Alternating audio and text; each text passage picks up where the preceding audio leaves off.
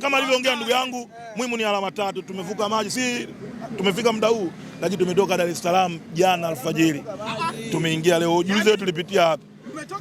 Dar es Salaam alfajiri, tumeingia leo sasa hivi. Juzi wetu tumepitia wapi? Kwa hiyo kuna sehemu nyingi tumepitia, tukiamini alfajiri tumeingia sasa hivi. Kwa hiyo jiulize mwenyewe tumepitia wapi. Muhimu ni alama 3 tu. Kosa leo lifanya hali kuingia Zanzibar na viatu. Niwaambie tu kwamba mashabiki wa Yanga wasogee uwanjani tuje kuchukua alama 3. Hakuna uoga, hakuna shabiki wa Yanga yote unaweza kukaa nyumbani kwenye game kama hii. Nia yetu ni kuchukua alama 3 kwa kila michezo ambayo tunacheza hapa nyumbani. Kwa hiyo kubwa ndio hilo kwamba mashabiki waje uwanjani tuje kuchukua alama 3. Hali kuingia na viatu Zanzibar ndio kosa lake kubwa leo lifanya.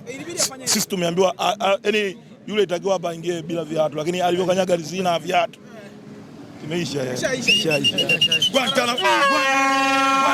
Guantanamo Bay, tuko Guantanamo Bay, Mwarabu hatoki. Alama 3 Guantanamo Bay, gereza kuna mlango mmoja tu wa kuingilia, hamna kutokea.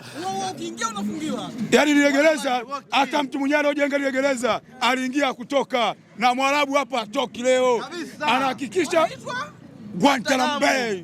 Huo uwanja, hilo gereza ni hatari duniani.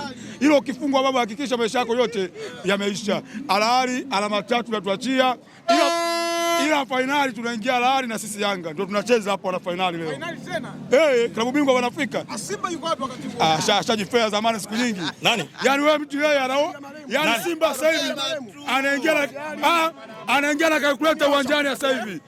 Anashinda kesho. Anaingia na calculator anaingia na calculator uwanjani. Hizo hesabu za vidole. Hizo hesabu 2 3 4 5 6 7 8 9 10. Anapata wapi hizo? Anapata wapi? Mtupisha jamani.